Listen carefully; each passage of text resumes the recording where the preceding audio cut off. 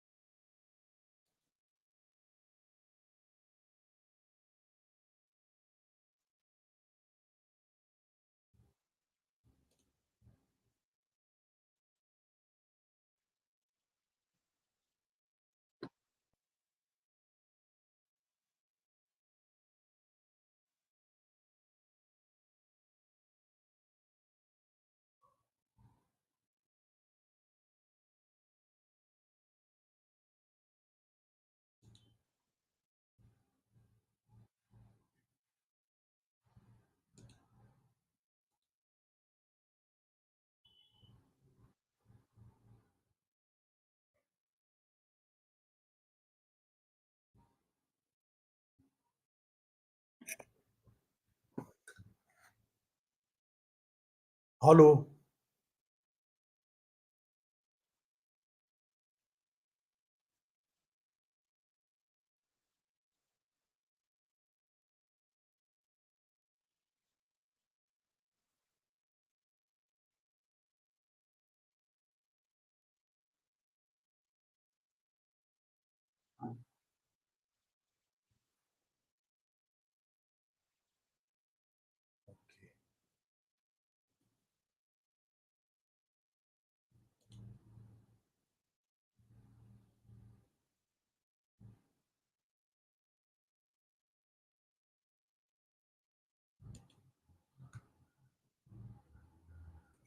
नमस्कार साथीहरू।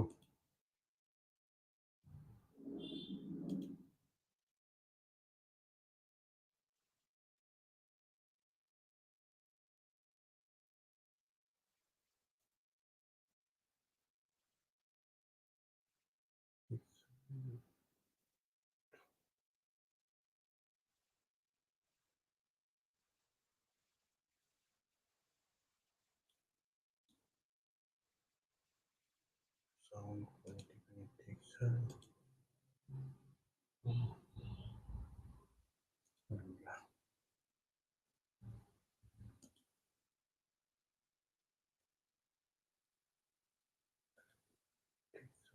ठिक छ। सेयर गरौँ।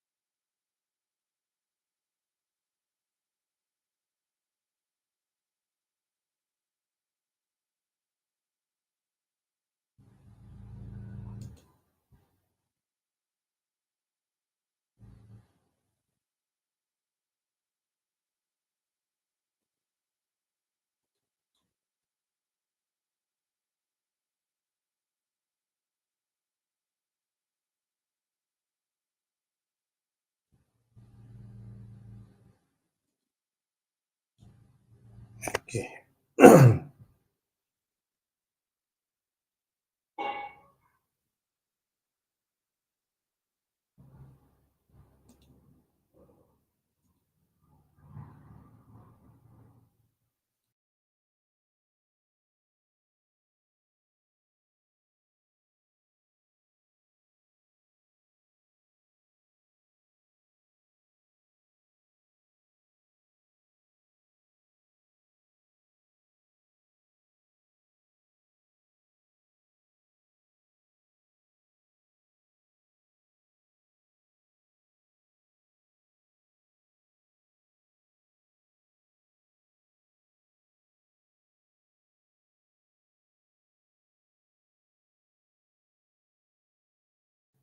नमस्कार साथीहरू। तपाईहरुलाई स्वागत छ हाम्रो ऱ्यासनल जर्नी च्यानलको लाइभ स्ट्रिमिङमा। आज हामी can anarchist RSS agent Durga Prasai be a ultranationalist, यानि कि के अराजक आरएसएस एजेन्ट दुर्गा परसाई वास्तविक रूपमा साँच्चैकै राष्ट्रवादी देशभक्त हुन सक्छन् त भन्ने बारेमा आज हामी त्यसै विषयमा फेरमा चर्चा गर्नेछौँ। साथीहरू, हाम्रो उद्देश्य भनेको विशुद्ध रूपमा समाजमा साइन्टिफिक टेम्परमेन्टको विकास गर्ने हो। हाम्रो डिस्क्लेमर छ कि हामी ऱ्यासनालिटी, ह्युम्यानिटी, मोरालिटी र साइन्टिफिक टेम्परमेन्टलाई हामी हामी चाहिँ हाम्रो मोटो जुन खालको भिजन छ, हाम्रो अब्जेक्टिभ त्यो छ, न कि हामी कुनै caste, creed, religion, race, gender, class and colour यो कुनै खालको पनि डिस्क्रिमिनेसनमा हामी विश्वास गर्दैनौँ र हामी एउटा आइडियल सोसाइटी जुन चाहिँ एउटा सामाजिक लोकतन्त्र भनेको सोसियल डेमोक्रेसीको पार्ट यस्तो होस् कि जो equity, liberty, fraternity and justice यो चाहिँ समाजको क्रक्स बनोस् भन्ने हामी चाहन्छौँ। र साथीहरू, हामीले जुन विगतमा जसरी लगभग हामीले होइन 2-3 महिना यो च्यानल सुरु गऱ्यौँ, यो लाइभ डिबेट स्टार्ट गरिरहेका छौँ नयाँ होइन। यस कारणले अब हामी ढिलो नगरेर विषयवस्तुतिर जाने प्रयास गर्नेछौँ। यसमा आजको हाम्रो टपिक्समा यसमा दुर्गा परसाईजीको आरएसएससँग कनेक्सन के हो र उहाँले जुन खालको साँच्चीकै राष्ट्रवाद जुन भन्नुहुन्छ, यो राष्ट्रवाद के छ यसको, यो राष्ट्रवादभित्रको रहस्य के छ, यो राष्ट्रवाद सांस्कृतिक राष्ट्रवादको जुन पछ्यौरा ओढिरहेको छ, यो सांस्कृतिक राष्ट्रवादको घुम्टोमा जसरी यो लपेटिएको छ, यो राष्ट्रवादलाई एकचोटि यसको चेहरा हामीले उजागर गर्ने कोसिस गर्नेछौँ कि यो नेपाली धरतीको साँच्चीकै राष्ट्रवाद हो वा आरएसएसको अखण्ड भारत बनाउने जुन खालको एजेन्डा छ, त्यो भित्रको जुन बिग ब्रदर पोलिसी छ, त्यसलाई एउटा सांस्कृतिक राष्ट्रवादको जुन खालको लपेट्ने गर्छ आरएसएस वा यो चाहिँ होइन, यो जुन हिन्दू फन्डामेन्टलिजम भित्रको जुन खालको एक खालको त्यो भित्र ग्रुम गर्ने गर्छ। यसका विभिन्न चेहराहरू छन् होइन। तपाईँ सोच्नुहोस् कि यो अक्टोबर जस्तै हो, 10वटा 8-10वटा चाहिँ यसका चेहराहरू छन्। अब त्यो नकाब र त्यस्तै गरी यसका मुख पनि 10वटा मुख छन्। एउटाले एउटा बोल्छ, एउटाले एउटा बोल्छ, एउटा गर्छ। यिनको कथनी र करनी बिचको फरक के छ होइन, र यिनको हिस्ट्रीमा के छ, यिनको हिस्ट्री कस्तो खालको के छ, यी सबै चिजहरूलाई हामीले होइन खङ्गाल्ने कोसिस गर्नेछौँ। अब यसमा हामी धेरै ढिला नगरेर आजको हाम्रो टपिक्समा हामी एकचोटि यसलाई होइन हामी हाम्रो आजको टपिक्समा जाने कोसिस गर्नेछौँ। यसमा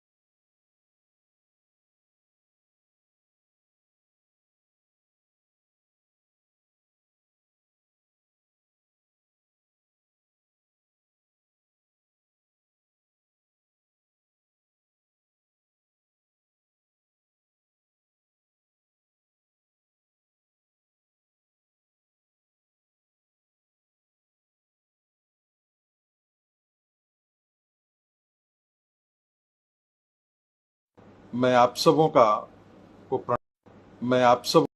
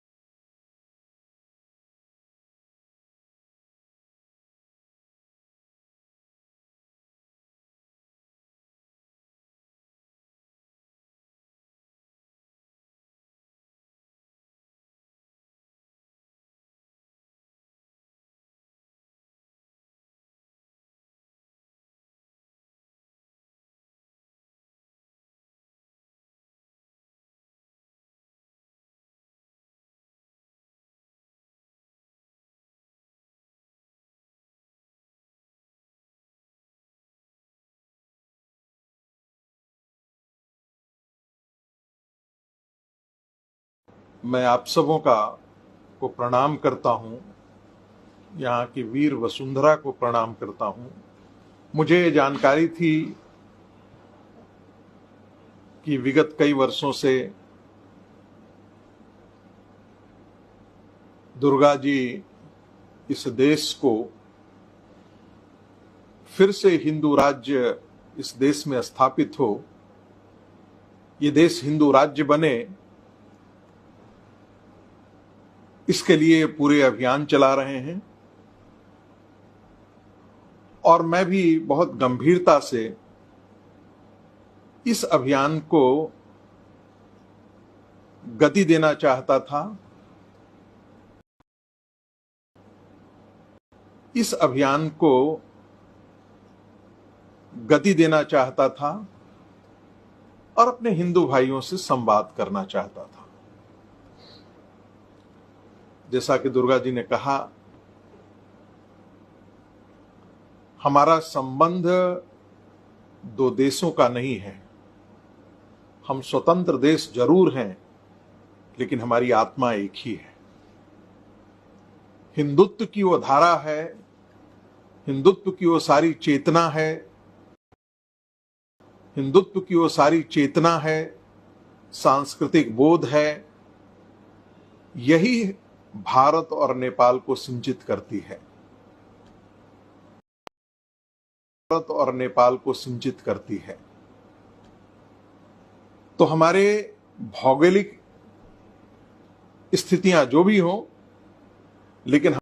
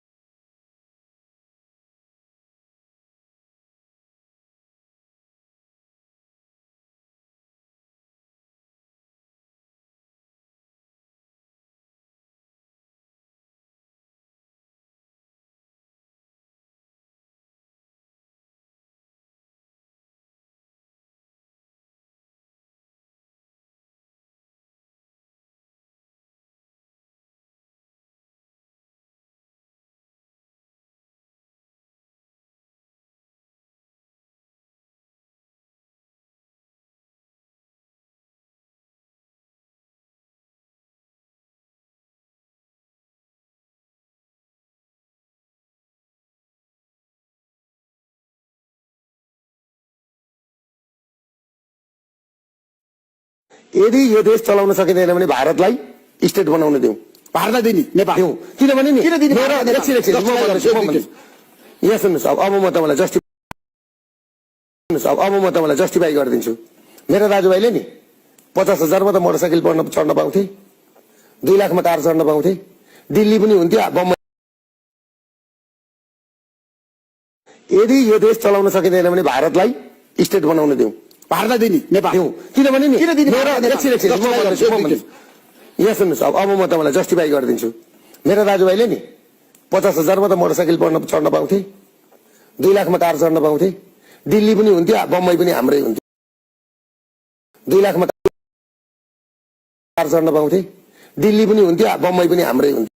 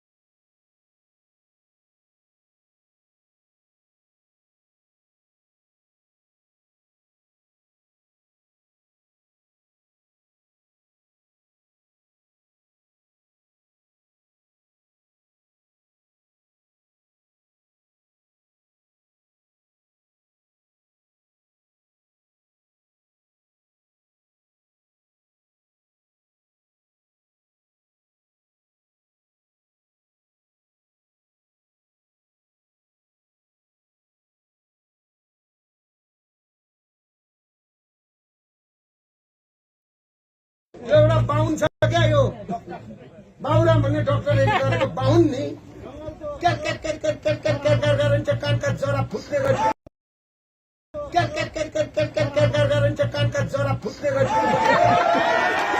मेरो अगाडि पर्यो हुन्छ नि मेरो अगाडि पर्यो हुन्छ नि मेरो अगाडि पर्यो भने म 3 इन्ची सार्ने गरी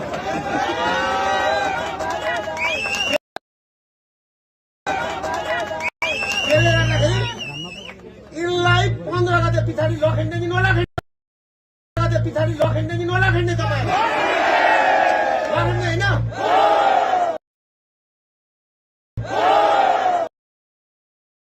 एउटा बाहुन छ क्या यो बाहुरा भन्ने डक्टरले गरेको बाहुन नि क्या क्या क्या क्या क्या क्या क्या क्या गरिन्छ क्या क्या क्या क्या क्या क्या गरिन्छ कानका जरा फुट्ने गरी मेरो अगाडि पर्यो हुन्छ नि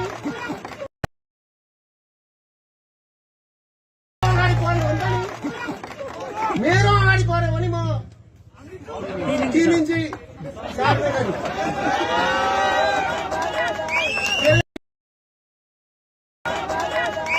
त्यसले गर्दाखेरि यिनलाई 15 गते पछाडि लखेड्ने कि नलखेड्ने तपाईँ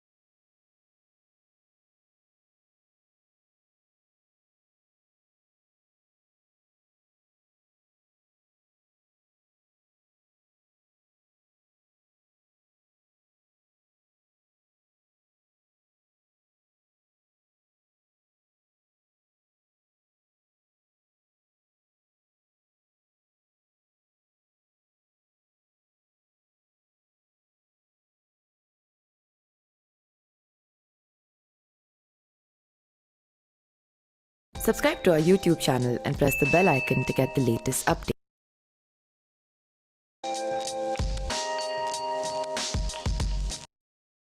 Bell icon to get the latest updates.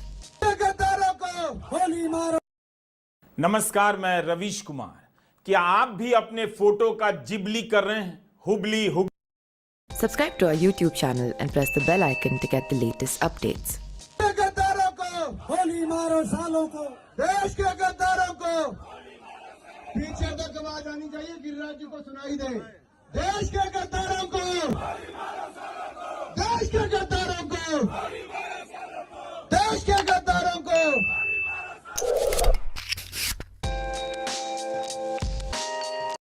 Updates. गद्दारों को गोली मारो, सालों को, देश के गद्दारों को पीछे तक आवाज आनी चाहिए, गिरिराज जी को सुनाई दे। देश के गद्दारों को, देश के गद्दारों को, देश के गद्दारों को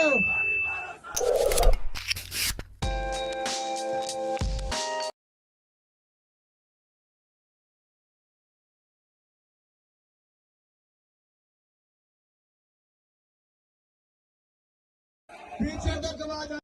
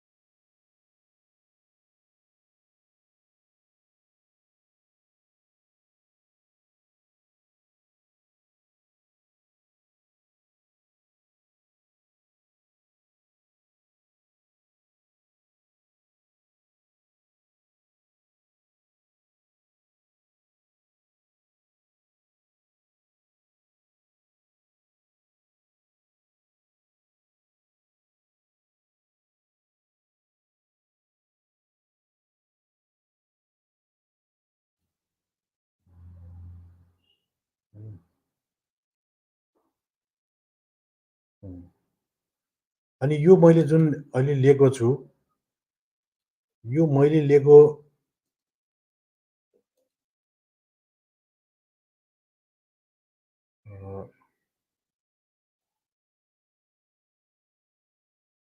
यो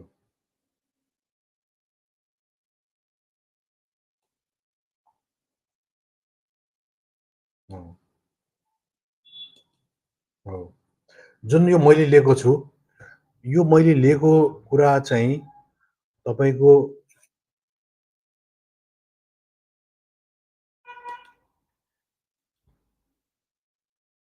यो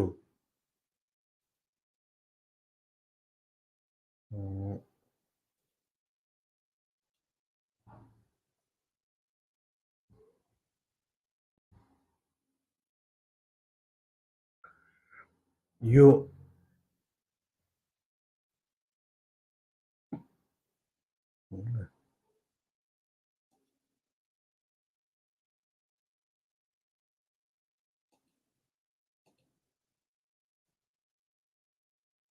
यो मैले लिएको कुरा यो आरएसएस को प्रमुख विचारक मान्छे हुन् हैन।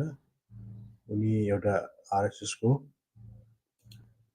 विचारक मान्छे हुन्।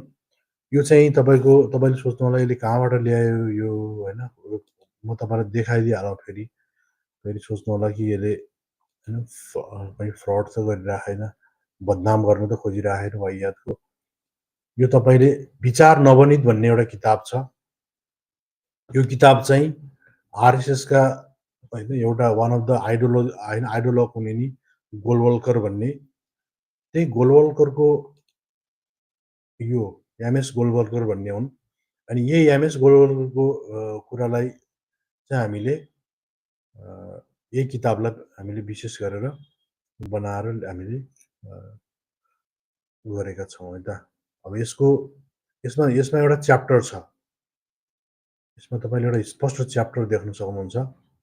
यो च्याप्टरमा तपाईँले चाहिँ नि यसमा तपाईँले हिन्दू राज्य भन्ने एउटा स्पेशल 14 नम्बर च्याप्टर छ। यो च्याप्टरमा तपाईँले हिन्दू राष्ट्र भनेको के हो र उनीहरूले आफ्नो एउटा बनाएका छन् कि हिन्दू राष्ट्र भनेको। त्यसकारण यहाँका म धेरै साथीहरूलाई भन्छु, वामपन्थीदेखि लिएर हरेक साथीहरूलाई किताबहरू पढ। यो हैन आरएसएस भनेको आइडियोलग हो, धर्म आस्थाको कुरा होइन कि, यहाँ रुलको कुरा हो। यसलाई म स्पष्ट रूपमा जहिले पनि इन्फोर्स गरेर भन्ने गरिरहेको छु कि यो चाहिँ यो तपाईँको चाहिँ नि यो हिन्दू राष्ट्रको अनुपमता भन्ने यो 160 देखि 165 नम्बर पेजमा छ। अनि यो हामी जान सक्छौँ यहाँनिर हैन। तपाईँले जानुभयो भने 160 नम्बर पेजमा तपाईँ देख्न सक्नुहुन्छ। 134 57 यो हिन्दू राष्ट्रको अनुपमता भन्ने छ। अब यो हिन्दू राष्ट्रको अनुपमता जुन छ, यसमा तपाईँले यो 1 नम्बरमा यो छ। म तपाईँलाई धेरै चिजहरू लेन्दी हुन्छ, म जस्ट कन्टेक्स्ट अनुसार गइरहेको छु हैन। म तपाईँलाई हिन्दू राष्ट्रको अनुपमता 2 छ हैन। अब यसमा चाहिँ तपाईँले यो मूलभूत तथ्यों का उद्घोष माने मूलभूत कुराहरू के छन् भनेको यिनीहरूले कुरा जुन भन्छ नि राष्ट्र राष्ट्रियता हैन, राष्ट्र साम्प्रदायिक र राष्ट्र विरोधी, यिनीहरूको अर्थको हिन्दू राष्ट्रिय जीवन भन्ने छ यिनीहरूको हैन। हिन्दू राष्ट्रिय जीवन अन्तर्गत यिनीहरूले कुराहरू गर्ने गर्छन्।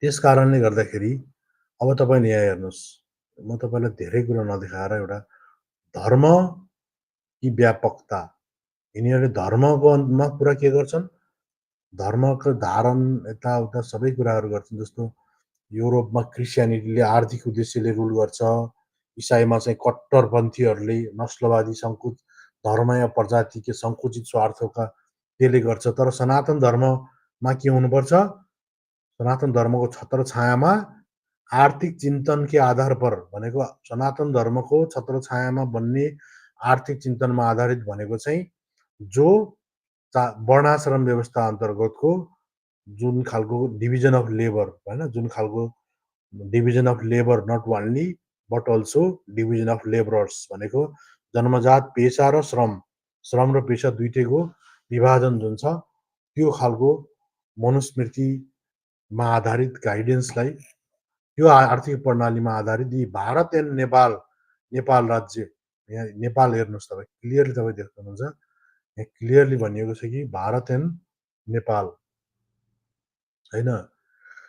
यो तपाईँ देख्न सक्नुहुन्छ क्लियर कुरा, यहाँ क्लियरली चाहिँ नि यिनीहरूले इन्फोर्स गरिरहेका छन् कि यसमा होइन,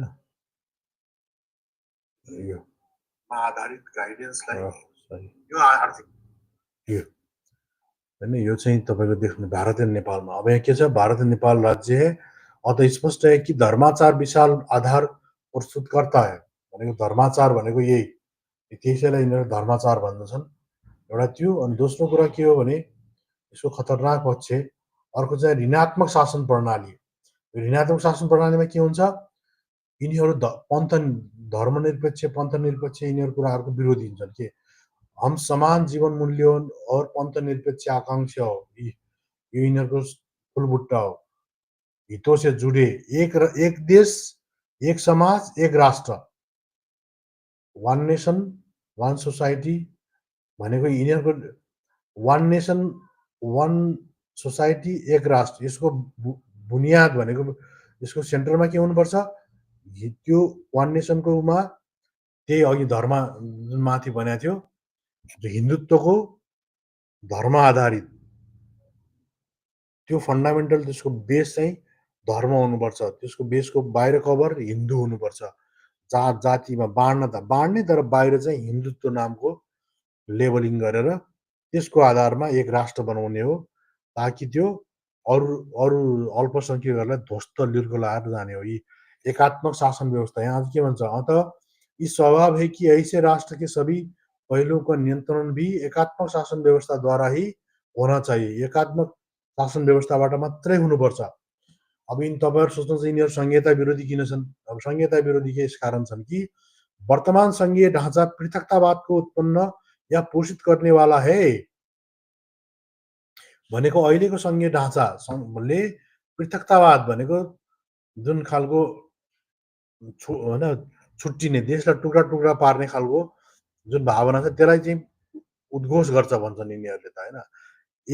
एक प्रकार से राष्ट्रवाद के सत्य के नकारता है। यसले राष्ट्रवादलाई जो दुर्गा प्रसादले भन्छन् नि यिनीहरू यो राष्ट्रवाद हो, यिनको राष्ट्रवाद भनेको त्यही हो, यिनीहरूको एकात्मक शासन प्रणाली लाद्ने अनि त्यो राष्ट्रवाद चाहिँ के हुन्छ संघीय ढाँचाको विरुद्ध हुन्छ। अनि अत विभाजन प्रवृत्ति का होता है। संघीय ढाँचा के हुन्छ, विभाजन प्रवृत्तिको हुन्छ। यसका उपचार परम आवश्यक है। यसको उपचार चाहिँ एकदम आवश्यक छ। अनि त्यो उपचार भने के हो, एकात्मक सरकार की स्थापना गर्ने। एकात्मक सरकार की स्थापना के लिए संविधान का संशोधित किया जाना चाहिए भनेको संविधानको संशोधन गर्न जरुरी छ र मार्ग के समाप्त अवरोधको समाप्त भनेको त्यस बाटोमा आउने जुनसुकै खालका अवरोध हुन् तिनलाई समाप्त गर्दै जाने हो। हेर्नुहोस् कुरो यही हो, समाप्त गर्दै अगाडि बढ्न जरुरी छ भनेर यिनीहरूले भन्छन्। अनि हिन्दूको अविभाज्य निष्ठा के हुन्छ, स्वधर्म र स्वदेश हैन। अनि त्यसपछि त्यो खालको कुरा गर्छन् यिनीहरूले। अब यिनीहरू स्वधर्म भने के हो त भनेपछि अब अर्को कुरा आउँछ फेरि यहाँ कि समाज व्यवस्था कस्तो हुनुपर्छ,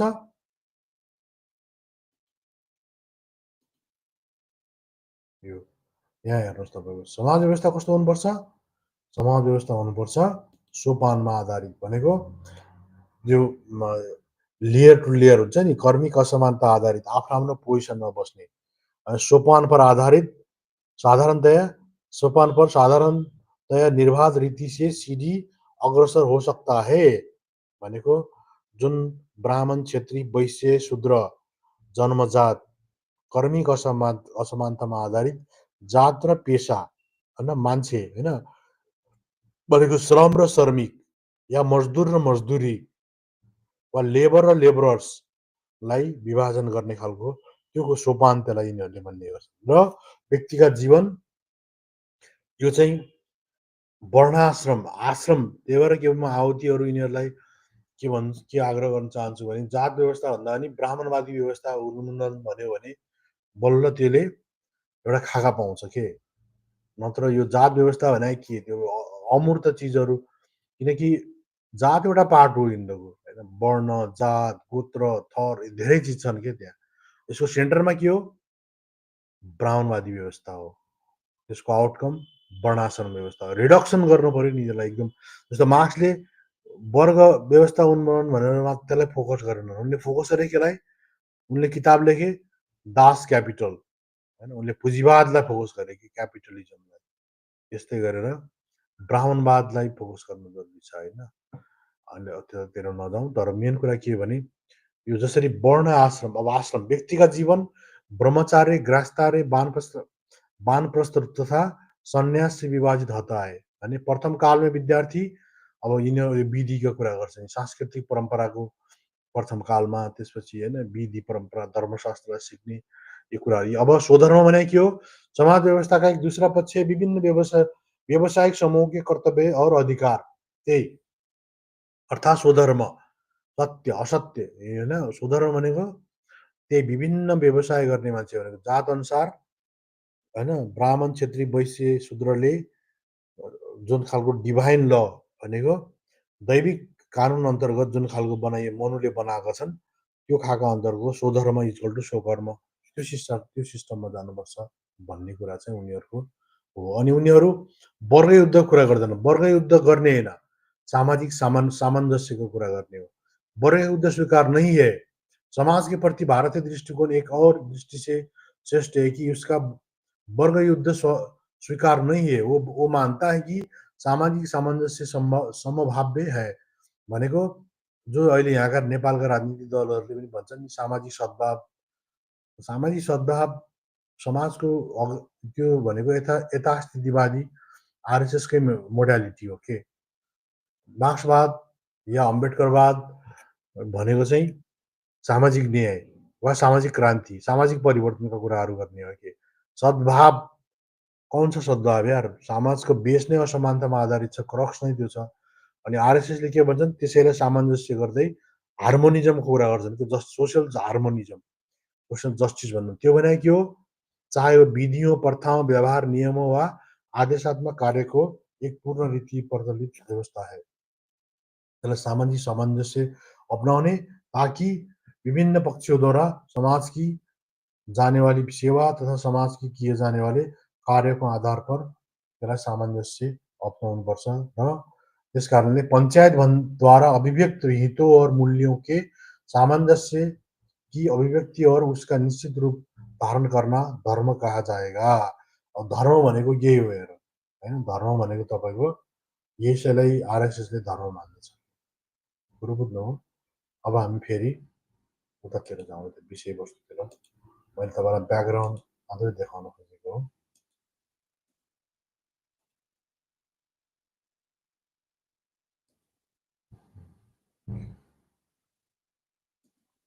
अब यस कारणले अब हामीले के दोस्रो नम्बर पोइन्टमा के देख्छौं भने कोरोनी दुर्गा प्रसाईको भ्रष्टाचार विरोधी आन्दोलन अन्नाको भ्रष्टाचार विरोधी भारत आन्दोलन 2011 र कोरोनी पुँजीवादी रामदेवको कालाधन फिर्ता आन्दोलनको बीचको समानताहरू के छन् त भन्ने बारेमा हामी चर्चा गर्नेछौँ यो तस्बिर चाहिँ आरएसएसले प्रधानमन्त्री मनमोहन सिंह सरकार विरुद्ध दिल्लीमा भ्रष्टाचार विरोधी आन्दोलन 2011 को डिजाइन गर्दाखेरिको यो आन्दोलन हो है तपाईहरुको केही क्वेशनहरु छन् भने तपाईहरुले कमेन्ट गर्न सक्नुहुन्छ हैन तपाईको कमेन्ट म यहाँ डाइरेक्ट देखाउन सक्छु हैन यो कमेन्टहरुलाई मैले डाइरेक्ट तपाईको जस्तो यो र तपाईहरुले यो हाम्रो केही डिबेट गर्न हैन त्यो खालको क्वेरीहरु छ भने तपाईले सरी त्यो खालको अब क्वेरीजहरु छ भने चाहिँ तपाईले यो हाम्रो लिंकमा गएर सिधै यो लिंकमा गएर म तपाईलाई लिंक तल देखाइदिन्छु हैन मैले त्यहाँ युट्युबमा जानु हाम्रो च्यानलमा या भने पनि तपाई डाइरेक्ट देख्न सक्नुहुन्छ अथवा यो तपाईको यो चाहिँ के छ डिबेटको लिंक छ तपाईले आफ्नो कुरा राख्न सक्नुहुन्छ यसमा होइन, आउनुहोस्, आफ्नो जोइन हुनुहोस्, आफ्नो कुराहरू राख्नुहोस्, केही छैन। अनि तपाईँले आफ्नो कुरा राख्नुहोस् आफ्नो प्लेटफर्ममा, होइन, केही छैन त्यसमा। तपाईँले त्यो कुराहरू राख्नुभयो भने ताकि क्वेसन एन्सरहरू तपाईँले गर्न सक्नुहुन्छ के त्यस्तो छ भने, होइन। अब यसमा के छ भने दुर्गाप्रसाईको नेपालमा भ्रष्टाचार विरोधी आन्दोलन,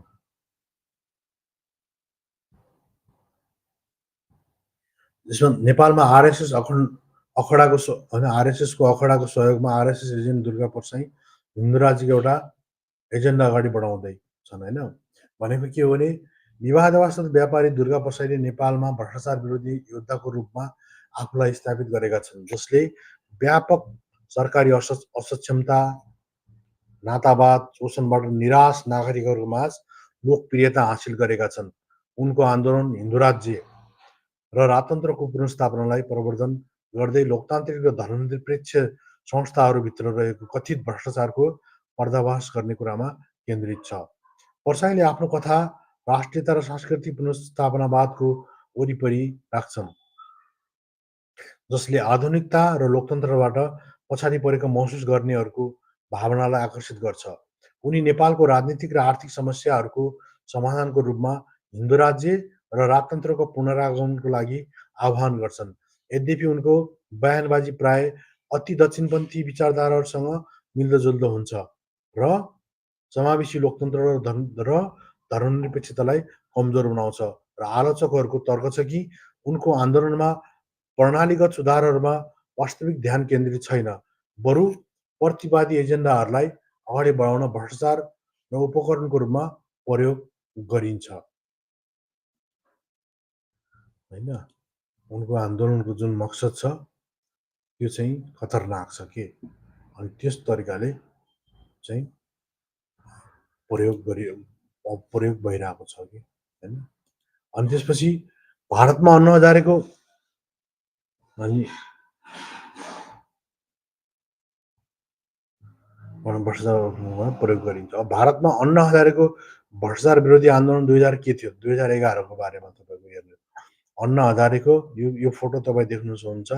आरएसएस एजेन्ट अन्ना हजारेले मनमोहन सरकारलाई अपदस्थ गर्न भ्रष्टाचार विरोधी लोकपाल विधेयक आन्दोलन 2011 आन्दोलन गरे र 2G स्पेक्ट्रम भन्ने एउटा 2G स्पेक्ट्रम भनेको यस्तै जुन दूरसञ्चारको यो जुन दुर्गाप्रसाईले अहिले अब केपी ओली सरकारलाई कम्बोडिया काण्डको कुरा जस्तै त्यहाँ एउटा 2G काण्ड भन्ने चाहिँ यिनीहरूले इम्प्लान्ट गरेका थिए। त्यो पछि सुप्रिम कोर्टले चाहिँ फर्जी हो भन्यो। त्यो जो सुब्रत राय भन्ने मान्छे हो यो 2G स्क्यामको आरोप लगाउने मान्छे, त्यसले पनि यो चाहिँ मैले सरी भनिदियो। अनि अहिले चाहिँ संवैधानिक पद खाइरहेको छ कि अहिले अहिलेसम्म खाइरहेको छ कि, त्यस्तो खालको स्क्याम गरेको।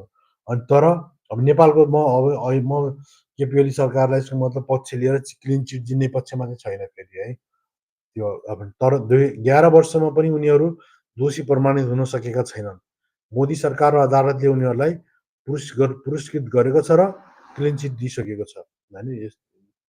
जो 2G स्पेक्ट्रममा लगाउने मान्छेहरूलाई, जो डी राजा भन्ने मान्छे त्यतिखेर यो सञ्चार मन्त्री थिए, उसलाई चाहिँ जेल पनि हाले, होइन। पछि चाहिँ फेरि के गर्यो भने मोदी सरकारले अदालतमा चाहिँ खासै दह्रो उहरू के अरे एलिगेसन सहितको चार्जसिट दाखिल गर्न सकेन। अनि अहिले उनी छुटे पनि यस्तो कन्सपिरेसीहरू हुन्छ के, यस्तो त्यो बुझ्न जरुरी हुन्छ कि अब त्यो भित्र गएर।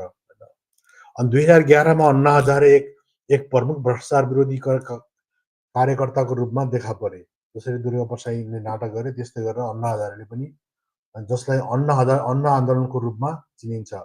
नैतिक शासनको लागि अहिंसात्मक धर्मयुद्धको रूपमा स्थापित यसको उद्देश्य जनलोकपाल विधेयक पेश गर्नु थियो, जुन सरकारमा भ्रष्टाचारलाई सम्बोधन गर्न एक स्वतन्त्र लोकपाल हो। भनेको उनले के भने एउटा सरकारको भ्रष्टाचार विरोधी भ्रष्टाचार जुन हुन्छ त्यसलाई चाहिँ एउटा लोकपाल भनेको चाहिँ एउटा संवैधानिक अङ्ग बनाऊ, त्यसले निष्पक्ष रूपमा छानबिन गर्छ र त्यही अनुसार कारबाही गरौँ भन्ने टाइपको उनको भनाइ थियो। अनि यस आन्दोलनले उल्लिखित गति प्राप्त गर्यो। अनि त्यसमा जसले मध्यमार्गीय भारतीयहरू, युवाहरू र नागरिक समाजलाई एउटै झन्डा मुनि एकताबद्ध गर्यो। यद्यपि यसको कथाले असमान रूपमा काङ्ग्रेस नेतृत्वको युपिए सरकारलाई लक्षित गर्यो, जसले गर्दा जनतामा असन्तुष्टि बढ्यो र अप्रत्यक्ष रूपमा 2014को चुनावमा भाजपा आरएसएसको उदयको लागि मार्ग प्रशस्त गर्यो। कुरो बुझ्नुहोस् होइन, कन्सपिरेसी कति खतरा हुन्छ। अब अहिले युवाहरू नेपालमा के भइरहेको भ्रष्टाचार मेन उद्देश्य के थियो त्यतिखेर अन्नाको आन्दोलनमा पनि मिडियम खाले वर्ग युवाहरू सबैलाई के लागिरहेको अन्ना हजारले सही कुरा गरिरहेछ। मिडियाले भारतीय मिडियाले त्यही अनुसार इम्प्लान्ट गरे अन्नालाई पुरा गान्धीको हाराहारीमा लगेर दोस्रो गान्धी घोषणा गरेर फुलमुट्टा भरे होइन।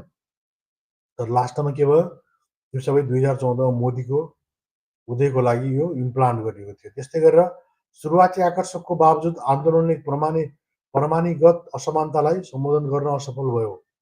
त्यसपछि के गर्यो, आन्दोलनको बावजुद होइन, सुरुवाती आन्दोलनको आकर्षकको बावजुद आन्दोलनले प्रणालीगत असमानतालाई सम्बोधन गर्न असफल भयो भने त्यसले के गर्यो, त्यसले त्यतिखेरको सरकार जुन थियो, जुन सिस्टमिक करप्सन थियो, त्यसलाई सम्बोधन गर्न असफल भयो र प्राय भ्रष्टाचारलाई निरन्तरता दिने आर्थिक र सामाजिक पदानुक्रमलाई व्यवस्था गर्यो। अनि त्यो आन्दोलनले के गर्यो भने भ्रष्टाचारलाई बेर बसेर तर सामाजिक र आर्थिक पदानुक्रममा व्यवस्था गरेपछि आलोचकहरूले यसलाई राजनीतिक र वैचारिक स्वार्थहरूद्वारा अपनाइएको आरोप लगाए। आन्दोलन जब पछि खुल्दै आएपछि मान्छेहरूले के भने यो राजनीतिक स्वार्थको लागि आरएसएसले इम्प्लान्ट गरेको रहेछ भनेर मान्छेहरूले बुझे। अनि जसले गर्दा नागरिक समाज विभाजित भयो र लोकतान्त्रिक संस्थाहरूको वैधीकरण भयो। यस्तो भयो हेर्नुहोस् होइन। भने यति खतरनाक रूपमा यिनीहरूले अनि fracture civil society and delegitimization democratic institution भयो। डिलिजिमेटेसन अफ डेमोक्रेटिक इन्स्टिट्युसन भयो। त्यस्तो खालको कन्सपिरेसी।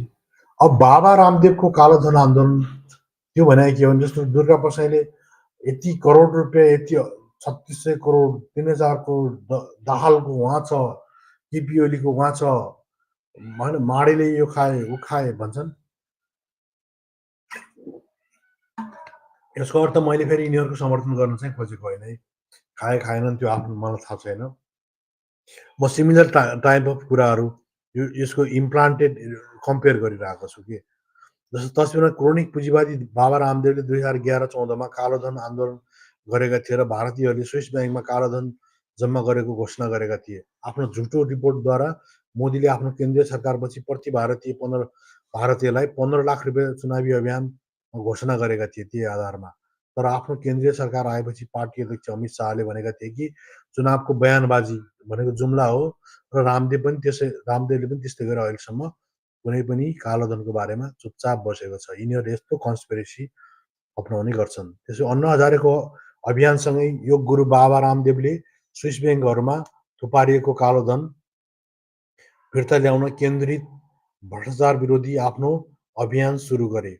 आर्थिक न्याय होइन आन्दोलनको रूपमा प्रस्तुत गरिएको यो अभियान आर्थिक असमानता र सरकारी उदासीनता विरुद्ध जनताको आक्रोशसँग प्रतिध्वनित थियो। रामदेवको भाषणले सांस्कृतिक राष्ट्रवादलाई आर्थिक लोकप्रियतासँग मिसाएको थियो। हिन्दू विचारधारालाई प्रवर्धन गर्दै हिन्दू भावनाहरूलाई आकर्षित गर्यो र उनको अभियानले व्यापक मिडियाको ध्यान खिच्यो र उनलाई आरएसएस भाजपाको एजेन्डाको कट्टर समर्थकको रूपमा स्थापित गर्यो।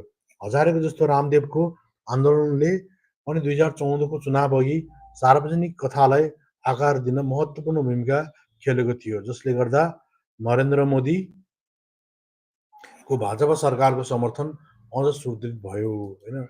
अनि भनेको मैले माहौल बनाउन ठुलो रोल खेलेका थिए। अनि रामदेवको अभियानले भ्रष्टाचारलाई लक्षित गरेको भनिए पनि यसको नतिजा कर्पोरेट स्वार्थ र नवोदारवादी नीतिहरूसँग मिल्दोजुल्दो थियो, जसले अभिजात वर्गलाई र जातलाई असमान रूपमा फाइदा पुर्यायो, त्यस्तो भएको थियो। अब आन्दोलनहरूको तुलना गरौँ है त। एक नम्बरमा के छ? वक्तित्व कला र विषयवस्तु। दुर्गा परसाई नेपालमा हिन्दू राज्य र राजतन्त्रलाई प्रवर्तन गर्ने प्रवेशद्वारको रूपमा भ्रष्टाचार विरोधी कार्यमा केन्द्रित छन्। उनको भाषणले परम्परावादी र राष्ट्रवादी भावनाहरूलाई अपिल गर्छ, जबकि प्रणालीगत मुद्दाहरूलाई किनारा लगाउँछ। जब उनले के गर्छन्, उनको उसमा भाषणमा परम्परावादी र राष्ट्रवादी भावना, फल्स नेसनलिजम भनेको सांस्कृतिक राष्ट्रवादको कुरा गर्छन्, तर सिस्टमिक कुराहरू गर्दैनन्। जस्तो किनभने यो त खास के हो भने भ्रष्टाचारहरू त ब्राह्मणवादी भ्यालु सिस्टमले होइन, जुन साम दाम दण्डभेदको कुरालाई होइन इन्फोर्स गर्छ। त्यस्तै पुँजीवादले के गर्छ, नवोदारवादी नीतिले डिरेगुलेसनको कुराहरू गर्छ, प्राइभेटाइजेसन, लिबरलाइजेसन होइन, ग्लोबलाइजेसनका कुराहरू गर्छन्। अब त्यो चिज गरी त्यस कारणले गर्दाखेरि त्यो अन्तर्गत यो स्ट्रक्चरहरू भनेको के हुन्छ, एउटा सिस्टमिक करप्सनहरू हुन्छन्, त्यहाँ प्रणालीगत कुराहरू होइन, एकदम कानुन मिलाएर खाने कुराहरू हुन्छन्। तर तिनले यो पुँजीवादको विरुद्ध समाजवादको लडाइँ लडौँ भन्दैनन्। तर उनले के भन्छन्, त्योभन्दा अझ पश्चिमकारी राजतन्त्रमा जाने र आफ्नो 700 करोड ऋण चाहिँ माफ गराउने चक्करमा उनी छन्। त्यस्तै अन्ना हजारे के छ, अन्ना हजारेको आन्दोलनमा के छ, नैतिक शासन। किनकि उनलाई गान्धीको सेकेन्ड गान्धी, नियो गान्धीको रूपमा प्रोजेक्ट गरिएको थियो। त्यस कारणले उसको बल के थियो, अन्ना हजारेको नैतिक शासन र भ्रष्टाचार विरोधी कुराहरूलाई उजागर गर्दै जनलोकपाल विधेयक मार्फत प्रणालीगत सुधारहरू ल्याउनुकोमा केन्द्रित थिए। यद्यपि यसलाई राजनीतिक रूपमा आरोपित कथामा समावेश गरियो, जसले एक विशिष्ट सरकारलाई असमान रूपमा लक्षित गर्यो, त्यस्तो खालको थियो। अनि बाबा रामदेवको के थियो, बाबा रामदेवले चाहिँ भ्रष्टाचार विरोधी अनि कालो धनलाई जस्तो यिनीहरूलाई पाता कसेर फलाउनु ठाउँबाट यति ल्याउँछु, यति खाएको छ, यति छ, यति बाइकमा यो त म भनिदिइहाल्छु, दुर्गा परसाईले भन्छन् नि। त्यस्तै गरेर रामदेवले पनि के भन्थ्यो, विदेशमा बहुत ठुलो कालो धन छ, त्यो फिर्ता गरेर ल्यायो भने 64 रुपियाँको तेल पनि 20 रुपियाँमा पाइन्छ। त्यतिखेर 64 रुपियाँ लिटर थियो इन्डियामा तेल, त्यो चाहिँ 20-30 रुपियाँमा पाइन्छ भन्ने उनको ठोइमै थियो।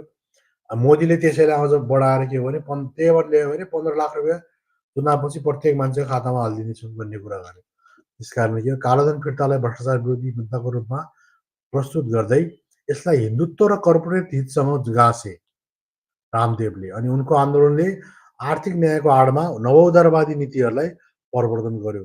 यो चाहिँ भयो वक्तित्व कला र विषयवस्तुको कस्तो खालको थियो, यो आन्दोलनको तुलनाहरू गरिरहेछौँ है हामीले।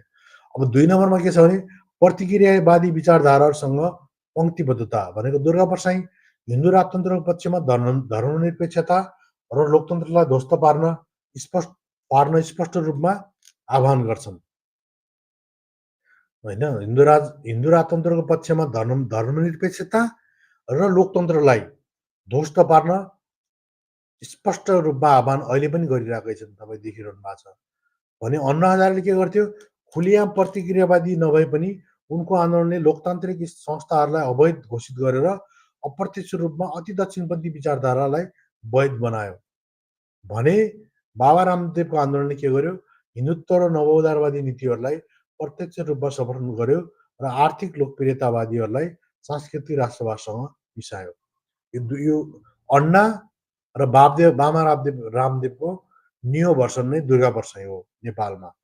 दुइटैलाई मिसाएर ककटेल गरेर अनि त्यो अघि अन्ना अनि तपाईँको गोली मारो सालोवाला जुन अनुराग ठाकुर थियो, तिनटाको ककटेल चाहिँ यहाँ दुर्गा परसाई हो नेपालमा। यो त्यही भएर बहुत डेन्जर छ। यो चाहिँ उसका क्रिमिनल माइन्डेड मान्छे हो दुर्गा परसाईको, जुन माइन्डमा चलिरहन्छ, यो नर्मल मान्छे चाहिँ होइन, यो राष्ट्रवादी त हुनै सक्दैन होइन। यसले के यो पुरा नेपालमा भन्छ नि, मैले खास बाहुनको विरोध गर्न खोजेको होइन, तर यो प्रवृत्ति कि जुन कुमाई भन्ने एउटा के हो भने पूर्वतिर एउटा टेन्डेन्सी प्रवृत्तिको रूपमा लिन्छन् के, कुमाईको घुमाई भन्छन् नि, हो त्यही कुमाई जात भन्दा पनि त्यो प्रवृत्तिलाई कुरा गर्न खोजेको हो के। म प्रायः लेखिरहेको हुन्छु कुमाई मिन्स व्यक्तिलाई मैले टार्गेट गर्न खोजेको एउटा जुन प्रवृत्ति हुन्छ, जो मान्छेहरूले ओहो कुमाई भने झस्किन्छन् के, ओ स्याङ्जाली भने जस्तै या झापाली भने जस्तै या तपाईँको जस्तो रुकुम रोल्पाका मान्छेहरूलाई के थियो यतिखेर जनयुद्धको बेलामा चाहिँ एकदम माओवादी सोचिहाल्थ्यो कि ए माओवादी नभने पनि खालको भित्रभित्र त्यस्तै खालको यो चाहिँ के हो त्यस कारणले यो तिनटैको न्यू भर्सन चाहिँ दुर्गा परसाई हो। अब यस कारणले गर्दा के हो दुर्गा परसाई अन्ना हजारे र वामदेवको र रामदेवको भ्रष्टाचार विरोधी आन्दोलनले एउटा चिन्ताजनक ढाँचा प्रबल गर्छ। त्यो ढाँचा के हो लोकतान्त्रिक संस्थाहरूमाथिको विश्वास घटाउनु र प्रतिगामी विचारधारालाई परिवर्तन गर्न सामाजिक हतियार प्रयोग गर्नु होइन मान्छेको फ्रस्ट्रेसनलाई चाहिँ लोकतान्त्रिक संस्थाहरूमाथिमै केन्द्रित गरेर अनि आफ्नो चाहिँ हिन्दू राज्य र राजाको एजेन्डालाई इन्डोर्स गर्नु चाहिँ दुर्गा परसाईको मेन लक्ष्य हो। नेपालमा दुर्गा परसाईको आन्दोलन भारतमा अन्ना हजारे र रामदेवको अभियानको रणनीति र परिणामसँग नजिकबाट मिल्छ। भ्रष्टाचारलाई सम्बोधन गर्ने दाबी गर्दा यी आन्दोलनहरूले अन्ततः लोकतन्त्र र धर्मनिरपेक्षतालाई ध्वस्त पार्ने प्रतिक्रियावादी एजेन्डाहरूका लागि ट्रोजन हर्स भनेको चाहिँ एउटा कस्तो भने एउटा यो सिम्बोलिक रूपमा टोकनिजम रूपमा युज गर्ने हो कि एउटा युज हुने टर्म हो कि कसैले कसैलाई युज गर्ने खालको ट्रोजन हर्सको रूपमा काम गर्छन्।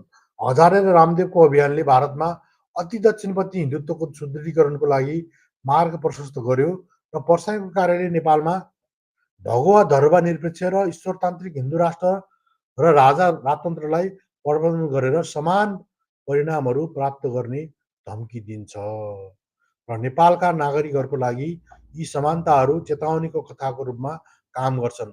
कडा परिश्रमबाट प्राप्त लोकतान्त्रिक प्रगतिलाई कमजोर पार्न भावनात्मक बयानबाजीबाट प्रभावित हुनुको सट्टा कानुनी र नैतिक माध्यमबाट संरचनागत असमानता र संरचनात्मक भ्रष्टाचारलाई सम्बोधन गर्ने वास्तविक प्रणालीगत सुधारहरूमा ध्यान केन्द्रित गर्नुपर्छ। यस्ता हेरफेरपूर्ण कथाहरू र भावनात्मक दुर्व्यवहारहरूलाई अस्वीकार गरेर मात्र नेपालले समावेशी र धर्मनिरपेक्ष गणतन्त्रको रूपमा आफ्नो भविष्य सुरक्षित गर्न सक्छ होइन। अब यसपछि हामीले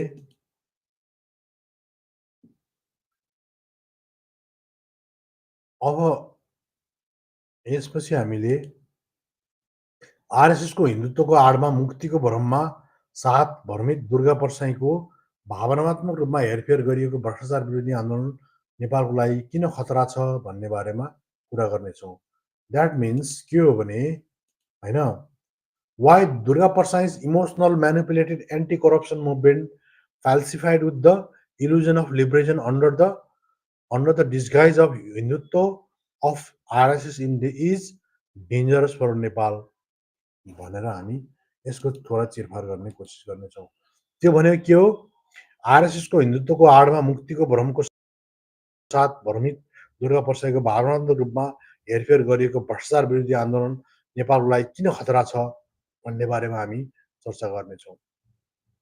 यो तस्बिरले के देखाउन खोजिरहेको छ भने यो मङ्सिर 7मा लिएको तस्बिर हो। अहिले यसलाई 7औं ठाउँमा तपाईँ चैत 15 राख्नुहोस् होइन। राष्ट्र विरोधी आरएसएसको एजेन्डा र क्रोनी क्यापिटलिस्ट दुर्गा परसाईहरूले भ्रष्टाचार विरोधी आन्दोलनको नाममा हेरफेर गरेका छन्। उनी 2014मा मोदी नेतृत्वको सरकारको लागि अन्ना र रामदेवले गरे जस्तै हरेक प्रमुख क्षेत्रमा राष्ट्र विरोधी हिन्दू राष्ट्र र ब्राह्मणवादी प्रभुत्वको राजावादी एजेन्डालाई अगाडि बढाइरहेका छन्। यसले गणतन्त्र धर्मनिरपेक्षता होइन तर्कसङ्गत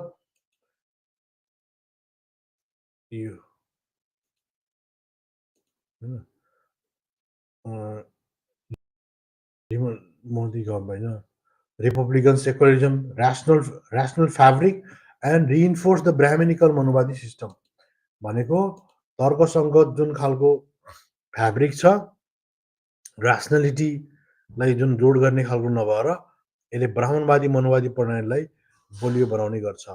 भन्नाले के भने दुर्गा परसाई र उनका जस्तै व्यक्तिहरूले आफूलाई मुक्तिदाताको रूपमा प्रस्तुत गर्छन्।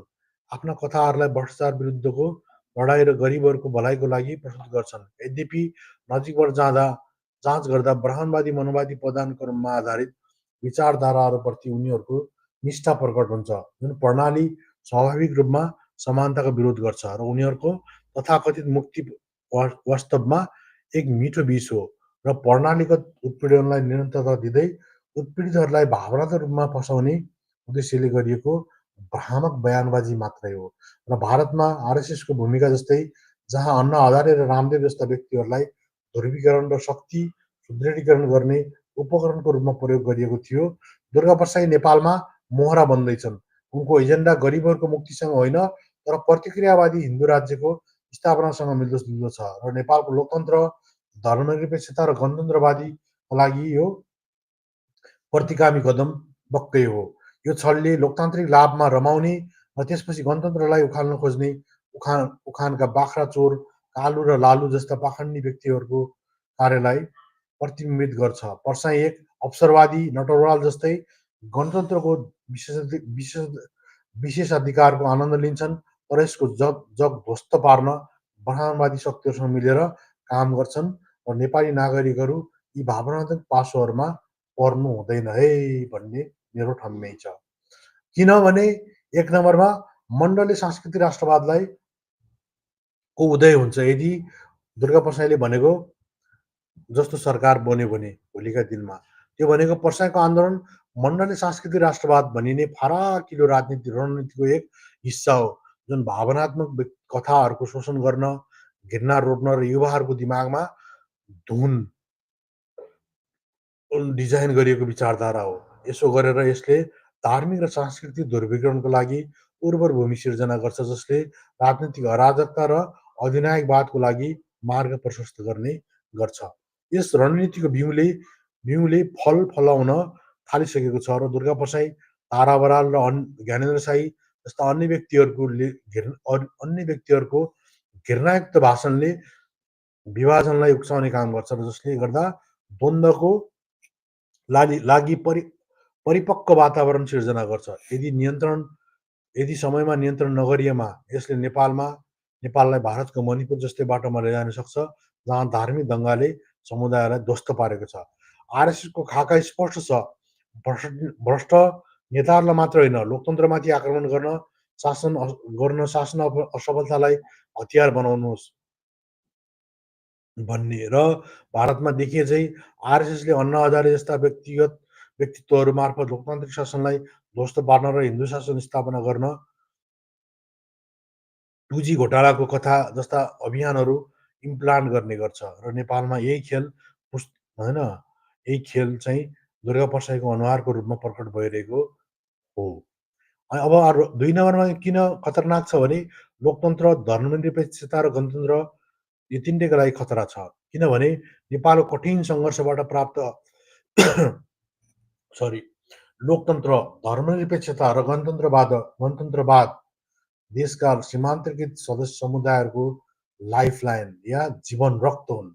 यी सिद्धान्तहरू केवल राजनीतिक विचारधारा मात्र होइनन् तर गरिबहरूको शोषण विरुद्धको महत्त्वपूर्ण सुरक्षा हुन्। यद्यपि दुर्गाप्रसाई जस्ता व्यक्तिहरूले राष्ट्रवादको आडमा यी आदर्शहरूलाई निसास्याउन खोज्छन् र ब्राह्मणवादी हिन्दू राजतन्त्रको वकालत गर्छन् जसले उनीहरूले लडेको दाबी गर्ने मानिसहरूलाई नै दास बनाउने गर्दछ। जुन भुइँ मान्छे भन्छ नि दुर्गाप्रसाईले, त्यही भुइँ मान्छेलाई खौलामा हाल्ने काम चाहिँ उसको शासन व्यवस्थाले गर्नेवाला छ। किनभने नेपालका समस्याहरूको मूल कारणहरू नवउदारवादी पुँजीवाद र ब्राह्मणवादी प्रणालीलाई सम्बोधन गर्न उनीहरूको असफलताले उनीहरूको वास्तविक मनसाय उजागर गर्छ र गरिबहरूको उत्थानका लागि संवैधानिक समाजवाद या स्टेट सोसियलिजम, डाक्टर अम्बेडकरले भने जस्तै कन्स्टिट्युसनल स्टेट सोसियलिजम या स्रोतहरूको राष्ट्रियकरण जस्ता समाधानहरू प्रस्ताव गर्नु सट्टा उनीहरू भावनात्मक हेरफेर र विभाजनकारी बयानमा केन्द्रित हुने गर्छन्। अब अर्को 3 नम्बर पोइन्ट यो किन खतरा छ भने यसले ब्राह्मणवादी सफ्टवेयरको खतरा भनेको यो तस्विरमा जस्तै ब्राह्मणवादी रीतिरिवाज र मान्यताहरूमा शुद्धताको सिद्धान्त जसले पञ्चगव्यलाई के गर्छ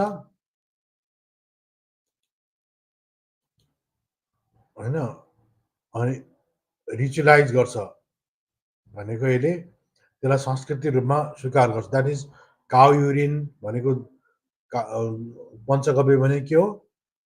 गाईको दुध होइन, दिसा भनेको डङ, अनि दुध, घिउ र होइन अनि दही, अफन इफ ब्राह्मणन,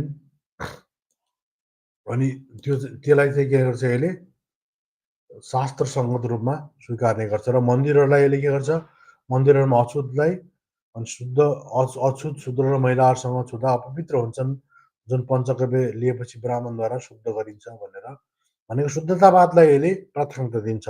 त्यसले के हुन्छ, यस आन्दोलनको सबैभन्दा कप्टी पक्ष भनेको नेपालको जनताको सामूहिक चेतनामा समाहित ब्राह्मणवादी शक्तिहरूको शोषण गर्ने यसको क्षमता हो।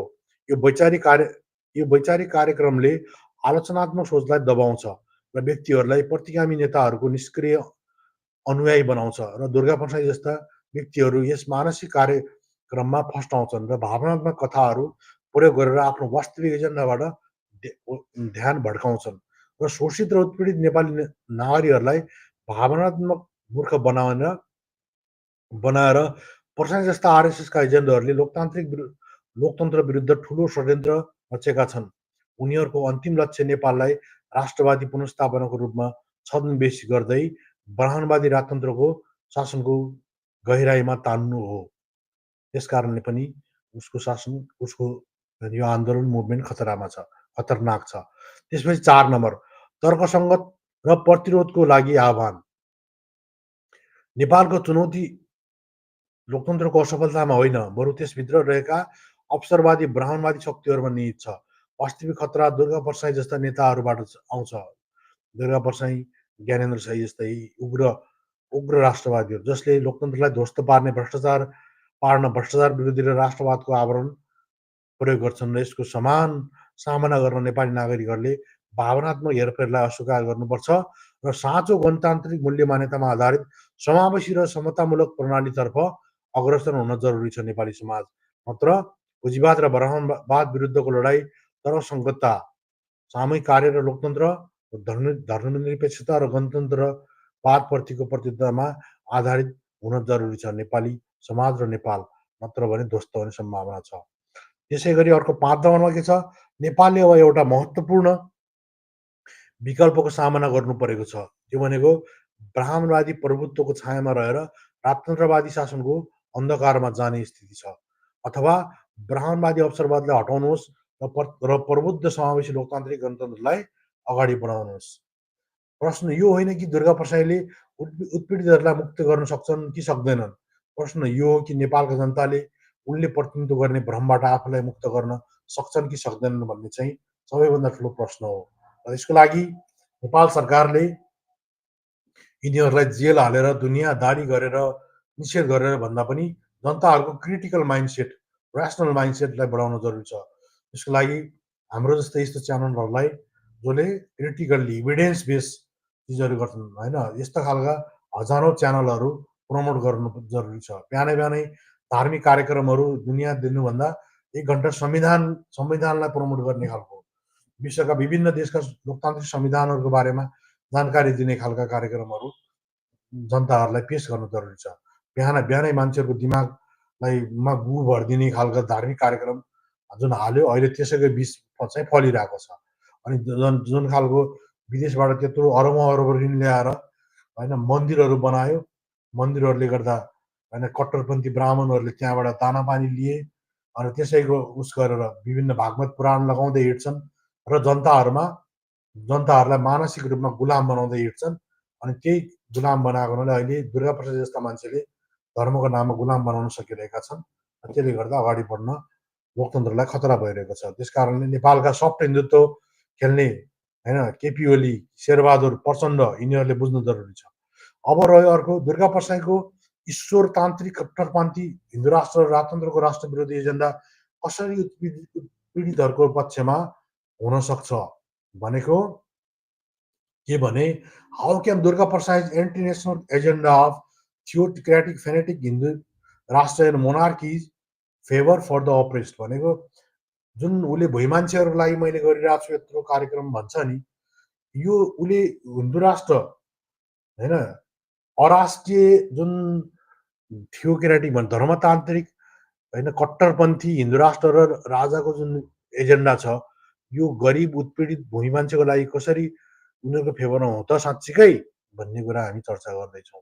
यो इमेजमा हामी फिलोसफी अफ हिन्दुइजम जुन दुर्गा प्रसाईले भोलिका दिनमा हिन्दू सिस्टम आयो भने होइन हिन्दू राष्ट्रमा हुने जुन खालको एउटा फिलोसफी अफ हिन्दुइजम जुन छ यसले के भन्छ division of Hindu social order inherent graded inequality भनेको कर्मिक असमानतामा आधारित जन्मजात जेनेटिकल्ली होइन त्यो आधारित लेबर भनेको श्रम राइट्स अधिकार ड्युटिज भनेको होइन अनि राइट्स अधिकार कर्तव्य विशेषाधिकार सोसियो कल्चरल इकोनोमिक स्ट्याटस अनि labourers in caste and gender based in divine law यो मनुस्मृतिको च्याप्टर नम्बर होइन 1 को 31 नम्बरले जुन डिफाइन गर्छ त्यही कुरालाई यो चाहिँ दुर्गा प्रसाईले इन्डोर्स गर्ने हो। त्यो चाहिँ फिलोसफी अफ हिन्दुइजम जो हो। अब why Durga Prasad saffronise fanatic Hindu Rashtra is a suicidal attempt for the oppressed भनेको के भने हिन्दू राष्ट्र जुन एजेन्डा छ उसको दुर्गा प्रसाईको किन दुर्गा प्रसाईको भगवा कट्टरपन्थी हिन्दू राष्ट्र उत्पीडितहरूका लागि आत्मघाती प्रयास हो। त्यो किन हो भने दुर्गा प्रसाईको भगवाकरण गरिएको हिन्दू राष्ट्रको दृष्टिकोण उत्पीडितहरूका लागि खतरनाक छ किनकि यसले ब्राह्मण वर्चस्व सर्वोच्चता आधिपत्य विशेषाधिकार र उन्मुक्ति होइन र इम्युनिटी हो यो खास होइन अब अहिले अलिकति यसलाई उन्मुक्ति भनिदियो इम्युनिटी हो। इम्युनिटी स्थापित गर्न ब्राह्मणवादी मनोवादी ईश्वरतान्त्रिक राष्ट्र र स्थापना गर्न सक्छ जसमा राष्ट्रको एकल हिन्दू हिन्दुत्व यो भारतमा चाहिँ आरएसएसको मेन एजेन्डा यही हो। यो एक राष्ट्र एक भाषा अनि एक धर्म पहिचान मोडल यही मोडलमा अगाडि बढ्नुपर्छ भन्ने हो। त्यसले के गर्छ जातीय पदानुक्रमलाई सुदृढ पार्नुपर्छ भन्छ भनेको ग्रेडेड इनइक्वालिटी आधारित हुनुपर्छ भन्छ। त्यो भनेको धार्मिक राष्ट्रवादमा आधारित हिन्दू राष्ट्रले ब्राह्मणवादी अभिजात वर्गलाई सशक्त बनाउनेछ जसले दलित आदिवासी र तल्लो जातका हिन्दूहरू साथै महिलाहरूलाई लामो समयदेखि उत्पीडन गर्दै आएको जातीय सामाजिक विभाजनलाई बलियो बनाउनेछ र यो प्रणालीले सीमान्तकृत समूहहरूलाई शिक्षा रोजगार र समान व्यवहार जस्ता आधारभूत मानव अधिकारहरूमा पहुँच गर्न गाह्रो बनाउनेछ। अर्को कुरा धार्मिक अल्पसङ्ख्यकहरूलाई बहिष्कार गर्नुहोस् भन्छ उसले होइन त्यो एजेन्डाले। त्यसले के भन्छ जस्तो उनीहरू क्रिस्चियन अनि त्यसपछि गएर मुस्लिम अनि अहिले जस्तो होइन इन्डियामा बोध गयामा बुद्धिस्टहरूलाई उनीहरूको जुन बुद्धको बोध गया टेम्पल छ कब्जा गरेर बसिरहेका छन् होइन उनीहरू यस्तै खालका अल्पसङ्ख्यकहरूलाई उनीहरूले निस्ते नाबुद पार्ने काम गर्छन्। त्यो भनेको के हो ईश्वरतान्त्रिक हिन्दू राष्ट्र बहिष्कारकारी छ र कुनै पनि प्रकारको धार्मिक बहिष्कार बदले अम्बेडकरले परिकल्पना गरेको बहुलवादी समाजलाई कमजोर बनाउँछ। यस्तो समाजमा मुस्लिम इसाई सिख र अन्य मानिसहरूले आफूलाई सीमान्तकृत पाउनेछन् र यो बहिष्कारको एकताको सट्टा विभाजन यो बहिष्कारले एकताको सट्टामा विभाजन शत्रुता र दमनको वातावरणलाई बढावा दिन्छ। यस्तै गरेर लैङ्गिक असमानतालाई निरन्तरता दिन्छ। यसले ब्राह्मणवादी परम्परामा जरा गाडिएको हिन्दू राष्ट्रको दृष्टिकोणले पितृसत्तात्मक मान्यतालाई प्रवर्धन गर्छ। यो प्रणालीले महिलाको अधिकारलाई अझ सीमित गर्नेछ र उनीहरूलाई शिक्षाको अवसरबाट वञ्चित गर्नेछ र उनीहरूको अधिकारलाई दबाउनेछ जसले गर्दा समाजमा लैङ्गिक असमानता बढ्नेछ। अब अर्को यसले के गर्छ लोकतन्त्रलाई विघटन गर्छ। आर्थिक धार्मिक अभिजात वर्गको हातमा केन्द्रीकृत ईश्वरतान्त्रिक शासनले लोकतन्त्र स्वतन्त्रता समानताको मूल्यलाई कमजोर बनाउँछ। यसको दृष्टिकोणमा आधारित राज्यले सबै नागरिकलाई उनीहरूको धर्म वा समाजको सामाजिक पृष्ठभूमिको प्रवाह नगरी सुरक्षा दिने धर्मनिरपेक्ष स्वतन्त्रतालाई खोज्ने काम गर्दछ। अर्को 2 नम्बरमा के गर्छ यसले ब्राह्मणवादी सामन्ती राजतन्त्र उत्पीडितहरूका लागि विनाशकारी हुने गर्छ। दुर्गा प्रसादले वकालत गरेको ब्राह्मणवादी सामन्ती राजतन्त्र उत्पीडितहरूका लागि उत्तिकै हानिकारक छ जसले अभिजात वर्गको हातमा शक्ति केन्द्रीकृत गर्छ। यसले के गर्छ राजतन्त्रले परिभाषा अनुसार केही चुनिएका व्यक्तिहरूको हातमा शक्ति केन्द्रित गर्छ र ब्राह्मणवादी राजतन्त्रले गहिरो श्रेणीबद्ध समाज सिर्जना गर्छ जहाँ शक्ति र विशेषाधिकार ब्राह्मणवादी वर्गसँग रहनेछ र यसरी दलित महिला र धार्मिक अल्पसंख्यकहरूको जात आधारित उत्पीडन र अधीनताको यथास्थिति कायम रहनेछ। अर्को यसले के गर्छ, सामाजिक प्रगतिलाई दबाउँछ। भनेको राजतन्त्र स्वाभाविक रूपमा अलोकतान्त्रिक संस्था हो। यसले उत्पीडितहरूको सामाजिक गतिशीलतालाई रोक्छ र समानताको लागि कुनै पनि अर्थपूर्ण सुधारहरूलाई रोक्छ र सीमान्तकृतहरूलाई सशक्त बनाउनुको सट्टा राजतन्त्रले सामन्ती मानसिकतालाई स्थापना गर्छ, जहाँ उत्पीडितहरू संरक्षण र दासताको प्रणालीमा फँसेका हुन्छन्। महिला अधिकारको दमन। राजतन्त्रले पितृसत्तात्मक प्रकृति, विशेष गरी ब्राह्मणवादी विचारधारासँग मिल्दोजुल्दो महिलाहरूलाई अझ सीमान्तकृत गर्ने गर्छ। यसले कसरी गर्छ? यो गर्छ यसले ब्राह्मणवादी पितृसत्ताद्वारा गर्छ। यसले के गर्छ? शिक्षा, रोजगारी र सम्पत्तिमा उनीहरूको पहुँचलाई सीमित गर्नेछ र महिला सशक्तिकरण, परम्परागत सामन्ती व्यवस्था कायम राख्नको लागि दोस्रो स्थान हुनेछ, जसले लैङ्गिक असमानतालाई निरन्तरता दिन्छ। अनि अर्को के गर्छ यसले? आर्थिक सामाजिक न्यायलाई कमजोर पार्छ। केही सम्भ्रान्त वर्गको सेवा गर्ने राजतन्त्रले सीमान्तकृत वर्गको आर्थिक आवश्यकतालाई व्यवस्था गर्नेछ। अम्बेडकरको दृष्टिकोणले एक आवश्यक भाग आर्थिक न्याय सामन्ती व्यवस्था र अन्तर्गत प्राप्त गर्ने असम्भव हुनेछ, जहाँ सम्पत्ति र स्रोतहरू केही शक्तिशाली परिवार र व्यक्तिहरूद्वारा नियन्त्रित हुनेछ, जसले गर्दा उत्पीडितहरूलाई सुधारको बाटो नै हुने छैन। यस कारणले गर्दाखेरि दुर्गा परसाईको हिन्दू राष्ट्र र ब्राह्मणवादी राजतन्त्रको दृष्टिकोण डाक्टर बी.आर. अम्बेडकरले प्रतिपादन गरेको समानता, लोकतन्त्र र सामाजिक न्यायका मूल्यहरूको विपरीत छ र भगुवाकरण गरिएको हिन्दू राष्ट्रले जातीय विभेदलाई निरन्तरता दिनेछ, धार्मिक अल्पसंख्यकहरूलाई दबाउनेछ र पितृसत्तात्मक मान्यताहरू लागू गर्नेछ, जसले गर्दा यो उत्पीडितहरूका लागि आत्मघाती प्रयास हुनेछ। त्यसै गरी ब्राह्मणवादी सामन्ती राजतन्त्रले अभिजात वर्गको हातमा शक्ति केन्द्रित गर्नेछ, सामाजिक प्रगतिलाई निलम्बन गर्नेछ र सीमान्तकृतहरूलाई आर्थिक र सामाजिक न्यायबाट वञ्चित गर्नेछ। त्यसैले अम्बेडकरको न्यायपूर्ण समाजको दृष्टिकोण भनेको के हो? धर्मनिरपेक्षता, लोकतन्त्र र जातको अनुमोदनमा निहित छ, जहाँ व्यक्तिहरूलाई उनीहरूको जात, धर्म वा लिङ्गको आधारमा होइन, वर्गको आधारमा होइन, तर उनीहरूको मानवता र सामाजिक योगदानको क्षमताको आधारमा न्याय गरिन्छ। ब्राह्मणवादी धर्मतन्त्र या राजतन्त्रमा फर्किने कुनै पनि प्रयास एक कदम पछाडि हट्नु हो र उत्पीडितहरूको लागि वास्तविक मुक्तिको लागि आवश्यक स्वतन्त्रता, समानता र भातृत्वको सिद्धान्तहरूबाट टाढा राख्ने गर्दछ।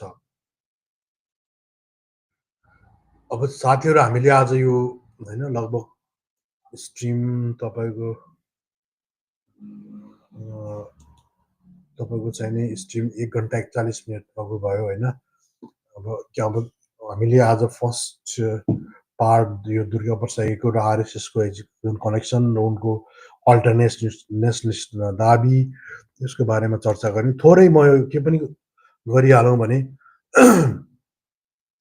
यो जो दुर्गा परसाईको जुन छ नि दिल्ली राइट्स, दिल्लीमा पनि दङ्गा भएको थियो, त्यो दङ्गामा पनि उनले यसरी नै अब हिजो जुन खालको घटना भयो नेपालमा होइन, दिल्ली दङ्गामा पनि यसरी नै घटना घटेको थियो होइन। तपाईँले अर्को एउटा देख्न सक्नुहुन्छ, यो चाहिँ नि होइन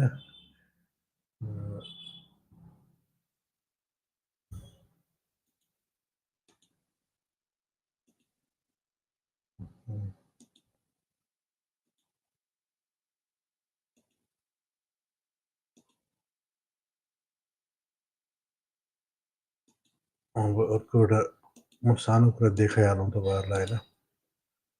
यो पनि एउटा यो दिल्लीको जुन घटना थियो होइन, हिजोको जस्तै घटना भएको थियो आजभन्दा 2 वर्ष अगाडि दिल्लीमा, खतरनाक खालको थियो होइन। यो त्यसमा बिजेपीकै आरएसएसकै लिडरहरूको हात थियो होइन। यो Delhi riots 2020, how BJP leaders created a powdering that led to 2020 Hindu Muslim violence. जसरी हेर्नुहोस्, यही हिजोको स्टाइलमा उनीहरूले गर्न खोजेका थियो, इम्प्लान्टेड थियो, मणिपुर बनाउने, दिल्ली दङ्गा बनाउने, यो खालको चाहिँ थियो। तर यिनीहरूको हिजो सफल हुन सकेन, उल्टो पर्यो होइन। किनभने यहाँ वामपन्थीहरूको हिङ नभए पनि हिङ मानेको तालो जस्तै छ नि त वामपन्थी, त्यसले गर्दाखेरि यिनीहरूलाई गाह्रो भयो।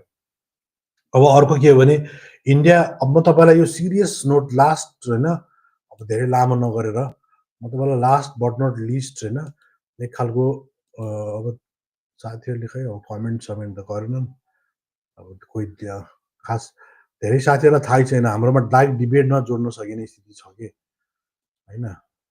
चाहनुभयो भने तपाईँहरूले यसमा डाइरेक्ट तपाईँ जोडिन सक्नुहुन्छ होइन।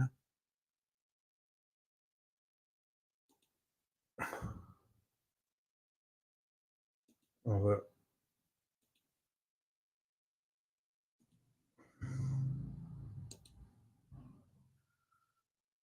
यदि तपाईँले चाहनुभयो भने चाहिँ नि यसमा डाइरेक्ट जोडिन सक्नुहुन्छ। यसमा म तपाईँलाई क्लियर के भन्न चाहन्छु भने, सरी मणिपुर आएछ हो,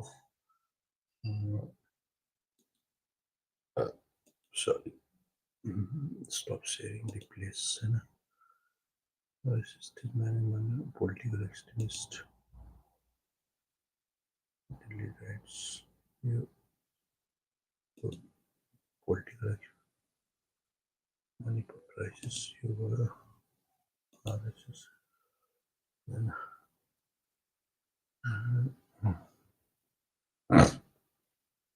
म नेपालको युथहरूलाई के चाहिँ भन्न चाहन्छु भने होइन, जसरी हिजोका दिनमा यिनीहरूले हिजो ठ्याक्कै जसरी यिनीहरूले युथहरूलाई म्यानिपुलेट गरे नि, त्यही म्यानिपुलेसन चाहिँ अन्ना हजारेको मोमेन्टमा भएको थियो। म तपाईँलाई जस्ट यसको केही चिज भन्न चाहन्छु। India against corruption movement attracted wide spread attention across the country. यतिखेर पनि के भयो थियो भने अन्ना हजारेको जुन घटना होइन, जुन आन्दोलन थियो त्यसले धेरै मान्छेहरूको ध्यान केन्द्रित गरेको थियो। Specially many youngster had join the protest seeking a strong होइन स्ट्रङ जनलोकपाल बिल, जस्तो दुर्गा प्रसादले भ्रष्टाचार विरोधी आन्दोलन भनेर धेरै युथहरूलाई होइन मान्छेहरूलाई मोटिभेट खालको उसको आक्रोशलाई क्याच गरेको थियो। त्यस्तै गरेर अन्ना आन्दोलनले पनि त्यो बेलामा त्यस्तै खालको क्याच गरेको थियो कि। अनि त्यसपछि अनि के थियो भने activist who participate in movement had no idea that right wing, अब कसैलाई पनि त्यहाँ थाहा थिएन कि राइट विङ फोर्सेसहरू त्यहाँ इन्भल्भ थिए बिहाइन्ड द प्रोटेस्ट एन्ड होइन, अनि orchestrating the moment from behind the scene भनेको यो सबै सिनलाई के थियो भने अन्नाको सिनलाई पछाडिबाट right wings ultra right wings forces भनेको आरएसएसले पुरै कन्ट्रोल गरेको धेरैलाई त्यतिखेर भानै थिएन, थाहै थिएन कि। अनि in hindsight everything seems very easy to see, बाहिरबाट हेर्दा सबै कुरा एकदम होइन मनमोहन सिंहलाई प्रोजेक्ट गरिएको थियो कि यो एकदम होइन प्योरली यो चाहिँ गान्धीवादी आन्दोलन जस्तो बाहिर यस्तो फ्लेभरमा पेस गरिएको थियो कि इन्डियन मिडियाहरू पुरै अन्नाको फेभरमा थिए त्यो बेला। But at that point in time nobody thought this movement was probably backed by होइन। त्यो बेला कसैले पनि सोचेको थिएन कि यो मुभमेन्ट चाहिँ खतम होला त्यस्तो खालको हुन्छ and let's say that right wing or the Hindutva agenda कसैले पनि त्यो शङ्कै गरेको थिएन कि आरएसएसको त्यो खालको इम्प्लान्ट थियो। त्यही कुरा दुर्गा प्रसाई मार्फत यहाँ इम्प्लान्ट गर्न खोजिराखिएको छ कि यो कुरा बुझ्न जरुरी छ। We didn't feel that, but then after time went by I actually started the question a lot of things in the moment. I started to bother you because even though we had a national care committee, we had representative in the committee who were openly supported the BJP. यस्तो थियो कि बिजेपीका मान्छेहरू नै पुरै घुसेका थिए होइन, त्यसरी नै भएको थियो। त्यस कारणले गर्दा म के भन्न चाहन्छु भने अब एकचोटि हेरौँ है केही छैन हो होइन, कसैलाई चासै छैन। नेपाल भनेको त्यस्तै हो, एकदम इमोसनली बगिने चिजहरू कुराहरू मात्रै मान्छेहरूलाई चासो हुन्छ, मेन चिजमा मान्छेहरूलाई बिल्कुल चासो छैन होइन। त्यस कारणले गर्दा देश बर्खलामा जाकिएको कारण पनि त्यही नै हो। ठिकै छ, एनिवे केही छैन। अब हामीलाई कन्क्लुजनतिर लान्छौँ। अब फोन कलहरू पनि त्यस्तो आएन। ठिकै छ, पछिका दिनमा सिक्दै जाउँला होइन, गर्दै स्ट्रिमिङहरू पोडकास्टको रूपमा पनि लगाउँला यसलाई होइन। आज हामीले प्रेजेन्टेसनको रूपमा लग्यौँ। तर म के भन्न चाहन्छु भने साथीहरू, यो हाम्रो यहाँ लिङ्क छ होइन। यो लिङ्कमा तपाईँले यहाँ क्लिक गर्नुभयो भने सिधै तपाईँहरू हाम्रो जस्तो ऱ्यासनल जर्नी च्यानलको मैले त्यहाँ मेसेन्जरमा पनि लिङ्क हालिदिएको थिएँ, अनि उसमा पनि हालिदिएको छु, बाहिर त्यो के अरे स्ट्याटसमा पनि राखिदिएको छु, अनि हाम्रो युट्युबको कमेन्ट सेक्सनमा पनि यो छ, अनि पिन्ड गरेर राखेको छु। सिधै तपाईँहरूले यो https://studio.restream.io/eat/ होइन, अनि MGXY अनि -NQVमा यो लिङ्कमा गएर सिधै क्लिक गर्नुभयो भने तपाईँ यहाँ हाम्रो जोडिनुहुन्छ। तपाईँले आफ्नो लागेको कुराहरू फोन गर्न सक्नुहुन्छ र त्यो डिबेट पनि गर्न सक्नुहुन्छ। डिबेट जुनसुकै विषयमा पनि आउनुहोस्, केही छैन होइन। राजनीति होइन, समाजशास्त्र, दर्शन, फिलोसफी, पोलिटिक्स, इकोनोमिक्स, आर्कियोलोजी होइन, लिङ्ग्विस्टिक, कुनै पनि कुरामा तपाईँ मसँग डिबेट गर्न सक्नुहुन्छ, जो पनि आउन सक्नुहुन्छ। घमण्ड गरेर खोजेको होइन कि, एउटा हामी को प्रोडक्सन अफ नलेज होइन, एक्सचेन्ज अफ नलेज, ताकि हामी एउटा क्रिटिकल मास तयार गर्न सकौँ, इन्फर्म मास तयार गर्न सकौँ। हाम्रो उद्देश्य त्यो रहेको छ होइन। त्यस कारणले गर्दा ताकि हामीले एउटा राम्रो well inform society, critical society, ताकि एआईको जमानामा होइन मान्छेलाई निषेध गरेर विचारको निषेध गरेर, जस्तो केपी ओली सरकारले जुन खालको अहिले केपी ओली सरकारले जुन खालको ल्याउँदैछ विधेयक, त्यस्तो खालको विधेयकको नल्याएर होइन, मान्छेलाई के गर्ने, मान्छेलाई चाहिँ अब के अरे मान्छेलाई गरेर त साध्य छैन नि त। त्यस कारणले गर्दाखेरि अब यी सबै चिजहरूलाई गर्दै अब तपाईँहरूसँग म बिदा हुन चाहन्छु। लामो भयो, फेरि भेटौँला। हवस् त, नमस्ते, फेरि भेटौँला। बाई बाई, अहिलेलाई गुड नाइट।